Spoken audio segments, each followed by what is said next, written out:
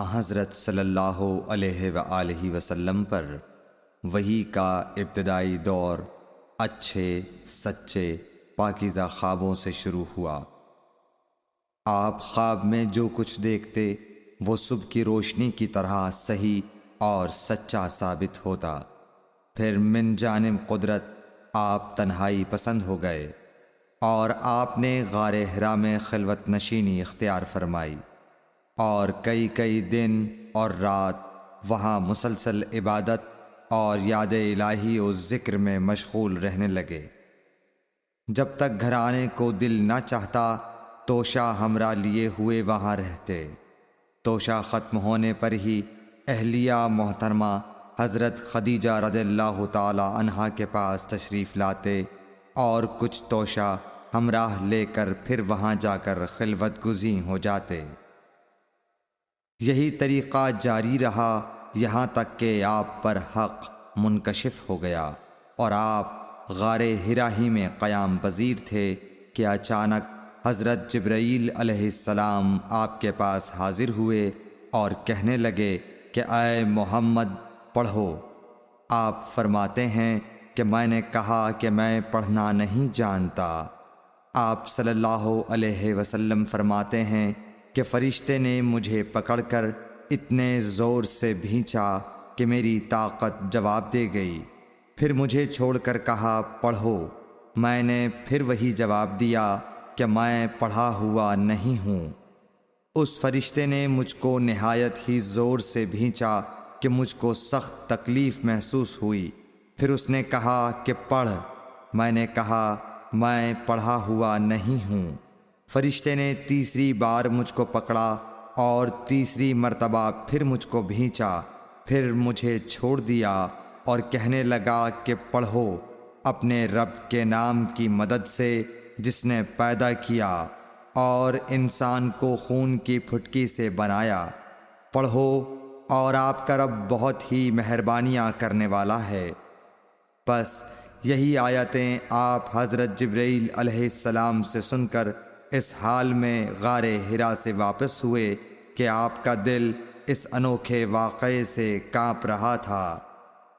آپ حضرت خدیجہ کے ہاں تشریف لائے اور فرمایا کہ مجھے کمبل اوڑھا دو، مجھے کمبل اوڑھا دو۔ لوگوں نے آپ کو کمبل اوڑھا دیا۔ جب آپ کا ڈر جاتا رہا تو آپ نے اپنی زوجہ محترمہ حضرت خدیجہ رضی اللہ تعالی عنہا کو تفصیل کے ساتھ یہ واقعہ سنایا اور فرمانے لگے کہ مجھ کو اب اپنی جان کا خوف ہو گیا ہے۔ آپ کی اہلیہ محترمہ حضرت خدیجہ رضی اللہ تعالی عنہا نے آپ کی ڈھارس بندھائی اور کہا کہ آپ کا خیال صحیح نہیں ہے۔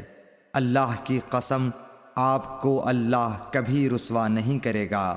آپ تو اخلاق فاضلہ کے مالک ہیں۔ آپ تو کنبہ پرور ہیں، بے کسوں کا بوجھ اپنے سر پر رکھتے ہیں، مفلسوں کے لیے آپ کماتے ہیں، مہمان نوازی میں آپ بے مثال ہیں اور مشکل وقت میں آپ امر حق کا ساتھ دیتے ہیں۔ ایسے اوصاف حسنہ والا انسان یوں بے وقت ذلت و خواری کی موت نہیں پا سکتا۔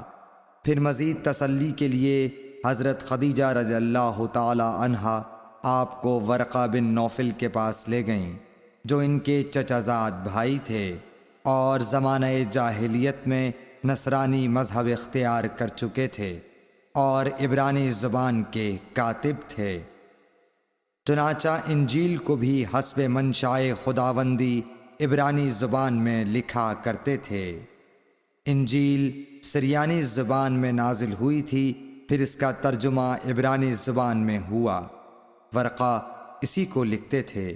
وہ بہت بوڑھے ہو گئے تھے، یہاں تک کہ ان کی بینائی بھی رخصت ہو چکی تھی۔ حضرت خدیجہ رضی اللہ تعالی عنہا نے ان کے سامنے آپ کے حالات بیان کیے اور کہا کہ اے چچا زاد بھائی، اپنے بھتیجے محمد صلی اللہ علیہ وسلم کی زبانی ذرا ان کی کیفیت سن لیجئے۔ وہ بولے کہ بھتیجے آپ نے جو کچھ دیکھا ہے اس کی تفصیل سناؤ۔ چنانچہ آپ صلی اللہ علیہ وآلہ وسلم نے از اول تا آخر پورا واقعہ سنایا، جسے سن کر ورقہ بے اختیار ہو کر بول اٹھے کہ یہ تو وہی ناموس معزز رازدان فرشتہ ہے جسے اللہ نے حضرت موسیٰ علیہ السلام پر وحی دے کر بھیجا تھا۔ کاش میں آپ کے اس عہد نبوت کے شروع ہونے پر جواں عمر ہوتا، کاش میں اس وقت تک زندہ رہتا جب کہ آپ کی قوم آپ کو اس شہر سے نکال دے گی۔ رسول کریم صلی اللہ علیہ وآلہ وسلم نے یہ سن کر تعجب سے پوچھا کہ کیا وہ لوگ مجھ کو نکال دیں گے، حالانکہ میں تو ان میں صادق و امین و مقبول ہوں؟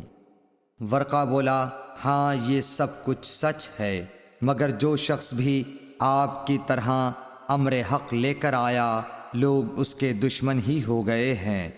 اگر مجھے آپ کی نبوت کا وہ زمانہ مل جائے تو میں آپ کی پوری مدد کروں گا، مگر ورقہ کچھ دنوں کے بعد انتقال کر گئے، پھر کچھ عرصے تک وحی کی آمد موقوف رہی۔ صحیح بخاری حدیث نمبر 3۔